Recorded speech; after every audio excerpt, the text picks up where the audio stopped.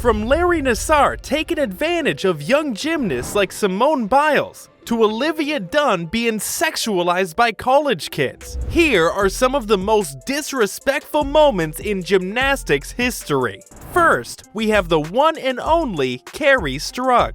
Known for being the teammate of gymnastic legend Simone Biles, Strug is one of the most successful gymnasts of all time. But she was also the victim of one of the most disrespectful moments in gymnastics history. It was the 1996 Olympics, and the competition was intense. Team USA was in the lead, but only by an inch. So, what did the team do? They asked Strug to perform a complex vault while she was injured. The result? Team USA won gold. But Strug was injured badly, really badly. She had to withdraw from the rest of the Olympics, and her injuries meant that she never competed again. And that's not the worst part. It turned out that Team USA would have won gold without her vault. So basically, she performed injured, ruined her career, and received a permanent injury for nothing. Talk about disrespect. Now, this next girl really knows what it's like to be disrespected in front of the world. We're talking about the one and only Jordyn Wieber. In 2012, Jordyn was on fire. She had taken the gymnast world by storm, and she was expected to qualify with flying colors for the London Olympics. But she was disrespected by the Olympic system, causing her to miss out on her biggest dream. So, what happened? Well, the Olympics have a 2 per country rule, meaning that only 2 gymnasts from the USA could qualify. Jordyn came 3rd overall, but because 2 Americans had already qualified, she was bumped down to 4th place automatically, told to pack her bags and keep on dreaming. I mean, talk about disrespect. You can kinda see the need for a 2-person rule in the Olympics. But to make a young superstar miss out on her dreams, not because of her skill, but because of her team, now that's disrespect on another level. But this next gymnast faced some crazy disrespect at the 2011 US Classic Championships. We are of course talking about the superstar Chelsea Memel. In 2011, Chelsea suffered a pretty horrific injury, dislocating her shoulder whilst performing. Luckily, she recovered and was ready for the comeback of the century. But the committee banned her from competing at the national championships.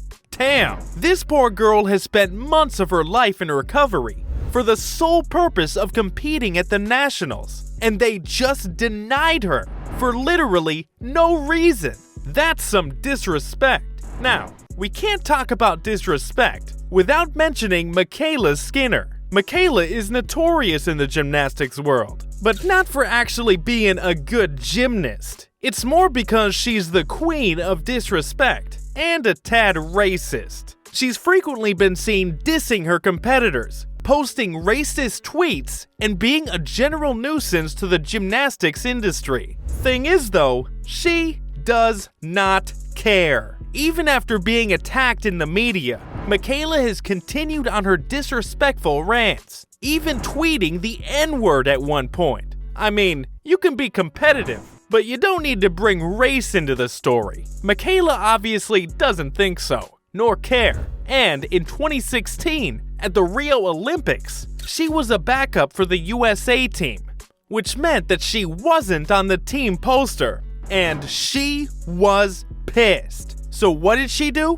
Well, she took matters into her own hands and photoshopped her face over Gabby Douglas, who, by the way, was the US's first African-American all-around champion. She captioned this with monkey emojis. It's insane this even happened, and totally not acceptable or necessary. I mean, come on! Thing is, Michaela has never actually backed up her disrespectful talk with results. She's never won a significant title, so maybe she should, focus on training rather than talking all the time. But this next gymnast was the subject rather than the initiator of some serious disrespect. We are of course talking about Andrea Redukin. In the 2000 Olympic Games, Raducin demolished her competition, winning gold for her country in the all-around competition. She even took home a silver medal in the vault. However, it was later found out that Raducin was taking PEDs. The specific drug was called pseudoephedrine. But here's the thing,